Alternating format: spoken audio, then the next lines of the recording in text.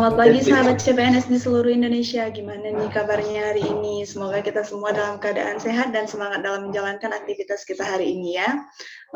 Saya sebagai moderator izin memperkenalkan diri terlebih dahulu. Nama saya Suci Dina Melani Panjaitan, penempatan UPBU kelas 2 Syukuran Aminuddin Amir Luwu, unit listrik. Nah, di Zoom kali ini kita akan membahas topik terkait pentingnya Smart ASN untuk mewujudkan Indonesia Emas 2045. Dan untuk membahas topik ini, tentu saja saya tidak sendiri, saya ditemani oleh beberapa narasumber kita yang sangat luar biasa dari berbagai instansi di Kementerian Perhubungan. Baik, di sini saya akan memperkenalkan 4 narasumber kita ya. Di sini ada Mas Fadi. Halo Mas Fadi, apa kabar? Suci, alhamdulillah kabarnya baik. Perkenalkan, saya Fadi Rizman, serta latar CPNS 2022, penempatan kantor UPBU kelas 2 Umum yang Kunda sebagai teknisi penerbangan. Terima kasih. Terima kasih Mas Fadi atas perkenalan dirinya. Selanjutnya di sini ada Mas Ilham. Halo Mas Ilham, apa kabar? Baik, kabar baik Pak. Izin memperkenalkan diri. Mas. Nama Ilham Putra Sandi Firmansyah. Saya penempatan di Direktorat Lalu Lintas dan Angkutan KA, Mbak. Untuk formasi, saya formasi pengelola perizinan perkeretaapian, Mbak. Terima kasih, Mbak. Baik, Mas Ilham, salam kenal. Selanjutnya di sini ada Mas Putra. Silakan, Mas Putra. Baik, perkenalkan nama saya Putra Johannes Lubis, unit penempatan di UPBU kelas 3 Auksibu. Baik, Mas Putra, terima kasih. Kita lanjut ke Mas Zakaria. Mas Zakaria, silahkan Mas. Ya, baik, izin memperkenalkan diri Mbak. Perkenalkan Ya, nama saya Muhammad Zakaria, penempatan di UPBU kelas 3 Bone sebagai petugas PKPPK, Mbak. Baik Mas, salam kenal Mas. Nah, di Zoom kali ini kita akan membahas topik terkait pentingnya Smart ASN untuk mewujudkan Indonesia Emas 2045. Nah, saya ada pertanyaan nih Mas. Di situ kan ada kata-kata Smart ASN nih. Apa sih yang membedakan ASN dan Smart ASN? Bisa Mas Putra tolong dibantu jawab? Oke, baik. Adapun perbedaan antara ASN dengan Smart ASN tersebut terlihat mungkin dari sistem kerjanya ya. Mungkin jikalau ASN itu masih terbiasa dengan sistem kerja yang manual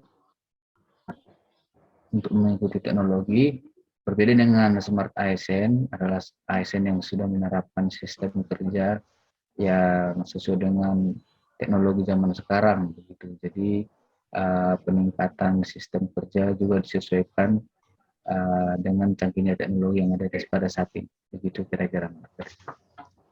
Baik Mas, terima kasih Mas atas penjelasannya. Mungkin Mas Fadi bisa menambahkan Mas? Baik Mbak, mengenai perbedaan ASN dengan Smart ASN, pada dasarnya ASN dan Smart ASN itu yang dulu yang sekarang itu sama saja. Tetapi untuk Smart ASN ini memiliki penekanan pada beberapa aspek, misalnya pada aspek nasionalisme, integritas, wawasan global, hospitality, networking, penguasaan teknologi informasi, bahasa asing, dan entrepreneurship. Saya akan jelaskan misalnya nih, di bagian hospitality, diharapkan untuk ASN yang sekarang lebih memberikan pelayanan yang cepat, yang prima, dan tidak memberikan, saya akan memberikan kesan bahwa masyarakat yang dilayani itu kayak terbengkalai. Jadi pelayanan itu harus cepat. Untuk selanjutnya, di penggunaan teknologi informasi, diharapkan ASN baru ini tidak gaptek gitu Mbak. Jadi pekerjaan itu dapat dilakukan secara cepat. Baik Mbak, terima kasih. Baik, berarti Smart ASN ini tergolong lebih modern ya Mas, dengan lebih memanfaatkan teknologi yang ada sehingga bisa menghasilkan pekerjaan yang lebih mudah, cepat, dan terintegrasi. Bukan begitu Mas? Ya Mbak, betul sekali Mbak. Ya, baik, Mas. Bisa kita lanjut nih ke pertanyaan kedua. Kira-kira apa ya, Mas? Contoh penerapan dari Smart ASN yang ada dalam kehidupan. Bisa dimulai dari Mas Ilham. Silahkan, Mas Ilham. Baik, terima kasih Mbak untuk pertanyaannya. Mungkin kalau contoh penerapan dari Smart ASN di kehidupan, kalau misal di kantor saya Mbak, kita sudah menggunakan absen secara online ya Mbak ya. Terus dalam pengajuan perizinan juga kita sudah melalui digitalisasi, melalui online single submission. Terus di sini juga ada layanan terpadu satu atap Mbak untuk melayani semua pelayanan yang ada di sini Mbak. Baik, kalau di tempat Mas Zakaria gimana nih? Kira-kira. Baik Mbak, kurang lebih sama seperti sebelumnya ya Mbak. Kalau di kantor saya juga absensinya sudah online. Di divisi juga ada absensi yang online juga, terus di kantor juga ada absensi online. Bahkan di seluruh Indonesia juga ke data juga itu di perhubungan dan di perhubungan udara ada absensinya lagi. Jadi banyak absensi online kalau di tempat saya. Begitu. Berarti lebih maju ya Mas ya, lebih menggunakan teknologi ya, lebih Mas maju. ya. Ya. Baik. Nah, di sini kan kita mau membahas tentang Indonesia Emas 2045 nih. Kita semua tahu nih Mas, Indonesia Emas 2045 itu adalah visi pemerintah dalam memandang kesejahteraan bangsa Indonesia, tepatnya di usianya yang 100 tahun. Nah, dalam usia emas tersebut, Indonesia dicanangkan menjadi negara maju yang mandiri dengan kehidupan yang makmur juga adil. Nah, berdasarkan hal itu dan dengan kaitannya dengan topik kita kali ini, kenapa sih Mas Smart ASN bisa menjadi aspek penting dalam perwujudan Indonesia Emas 2045 ini? Kira-kira dari Mas Putra bisa memberikan jawabannya, Mas? Ya, kenapa ASN dan ataupun Smart ASN itu menjadi aspek paling penting dalam perwujudan Indonesia Emas 2045? Karena secara teknis kita harus sadar bahwa kita ini adalah seorang abdi negara begitu ya. Artinya kita siap untuk melayani untuk negara kita begitu. Berbeda dengan masyarakat yang lain yang mungkin masih terikat dengan perusahaan swasta ataupun perusahaan luar negeri yang mungkin menjadi prioritas bagi mereka. Nah, kita sebagai pengabdi negara melayani negara itu sudah menjadi tugas utama kita, kira-kira begitu. Jadi kita merupakan salah satu garda terdepan untuk mewujudkan Indonesia Emas 2045 ini. Kira-kira begitu, Mbak. Baik, terima kasih Mas atas jawabannya. Nah, di Mas Ilham kira-kira ada tambahan nggak, Mas? Mungkin tambah sedikit dari saya, Mbak, terkait pentingnya Smart ASN ya. Jadi ASN kan memiliki salah satu tugas sebagai perumus kebijakan ya Mbak ya. Jadi dalam perumusan kebijakan itu kita itu harus melaksanakan kebijakan dan mengimplementasikannya dalam berbagai sektor yang ada Mbak secara nasional. Seperti itu. Baik, berarti kenapa Smart ASN bisa menjadi aspek penting dalam perwujudan Indonesia Emas ini? Karena ASN ini merupakan garda terdepan dari Indonesia ya Mas ya, yang rela mengabdi pada negara dan siap melaksanakan visi dan misi yang telah ditetapkan oleh pemerintah untuk mewujudkan Indonesia Emas 2045. Baik, di sini saya akan melanjutkan ke pertanyaan berikutnya nih Mas.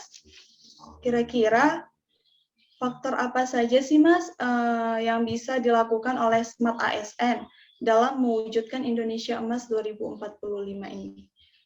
Bisa dimulai dari Mas Zakaria dulu Mas, boleh? Ya, baik Mbak. Untuk dapat mewujudkan Indonesia Emas 2045 itu, tentunya seluruh ASN itu harus memiliki dan menerapkan prinsip keahlian Smart ASN. Nah, jika seluruh PNS itu sudah menjadi Smart ASN itu, maka menurut saya untuk mewujudkan Indonesia Emas ini dapat tercapai karena masyarakat dapat mencontoh perilaku-perilaku baik yang ASN terapkan gitu Mbak. Contohnya nasionalisme, integritas, profesionalisme ASN, berwawasan global, menguasai IT dan bahasa asing gitu, dan hospitality yang bagus, membangun networking yang bagus juga, serta memiliki jiwa entrepreneurisme gitu Mbak. Baik Mas, terima kasih Mas atas jawabannya. Nah, dari Mas Fadi, ada yang ingin ditambahkan kira-kira Mas? Baik, tambahan saya mengenai faktor untuk mewujudkan Indonesia Emas tahun 2045, ada beberapa faktor. Salah satunya itu dari faktor sumber daya manusia. Indonesia yang harus diterapkan Indonesia menuju impian Indonesia menjadi generasi emas untuk 2045 diantaranya: satu, memiliki kecerdasan yang komprehensif, yakni produktif, inovatif. Yang kedua itu damai dalam interaksi sosialnya dan berkarakter yang kuat. Poin yang ketiga, sehat, menyehatkan dalam interaksi alamnya. Dan poin yang keempat itu berpendapat unggul. Kaitannya sama dengan smart ASN, kita ambil poin yang ketiga, misalnya interaksi sosial dan karakter yang kuat. Kita sebagai aparatur sipil negara harus bisa menempatkan diri kepada masyarakat, harus bisa bersosialisasi yang baik, dan menunjukkan karakter yang kuat. Tujuannya apa? Agar masyarakat setempat, misalnya generasi muda, dapat mencontoh kegiatan kita yang kita laksanakan di masyarakat. Pemberian contoh ini akan berdampak pada pengetahuan generasi muda yang insya Allah dalam jangka panjang, yaitu pada tahun 2045, generasi muda Indonesia itu memiliki karakter yang kuat, yang bisa mengembangkan dan memajukan bangsa kita. Terima kasih Mbak. Baik Mas, masih jawabannya bisa kita sepakati di sini. Berarti kita harus tetap senantiasa meningkatkan kapasitas dan kemampuan diri kita berarti ya Mas ya? Ya Mbak. Nah, kita sudah masuk ke pertanyaan terakhir nih Mas. Pasti kan dalam pelaksanaannya, pasti kita ada kendala-kendala yang kita hadapi nih untuk mewujudkan Indonesia Emas tahun 2045 ini. Nah, kira-kira faktor apa aja sih Mas yang jadi kendala dalam mewujudkan Indonesia Emas ini? Dan kira-kira kita sebagai Smart ASN bisa meminimalisir bahkan menyelesaikan kendala-kendala tersebut dengan hal-hal seperti apa? Bisa saya mulai dari Mas Zakaria? Baik Mbak, menurut saya dari faktor internalnya itu sendiri, yaitu jika para ASN masih menerapkan cara lama dalam bekerja atau tidak mengikuti perkembangan zaman Mbak, maka tidak akan ada perubahan dan perkembangan dalam memajukan negara ini Mbak. Solusinya yaitu dengan cara menerapkan prinsip dan mempelajari keahlian Smart ASN. Salah satunya yaitu dengan kemampuan literasi digital. Adapun kerangka umum literasi digital yaitu digital skill, yaitu kemampuan mengetahui, memahami, dan menggunakan perangkat keras serta IT itu sendiri Mbak. Baik Mas, terima kasih untuk jawaban dari para narasumber. Dapat saya simpulkan bahwasanya kendala yang dialami itu adalah dengan adanya tidak berkembangnya pemanfaatan teknologi dan masih banyaknya kesenjangan antara pusat dan daerah yang masih bisa kita selesaikan dengan memanfaatkan teknologi dan literasi digital dengan menyesuaikan diri dengan era digital ini serta meningkatkan kualitas dan kemampuan diri dan juga memberikan bimbingan dari pusat ke daerah sehingga adanya penyetaraan untuk pusat di daerah dan di pusat. Baik, saya rasa ini saja untuk pertemuan kita kali ini.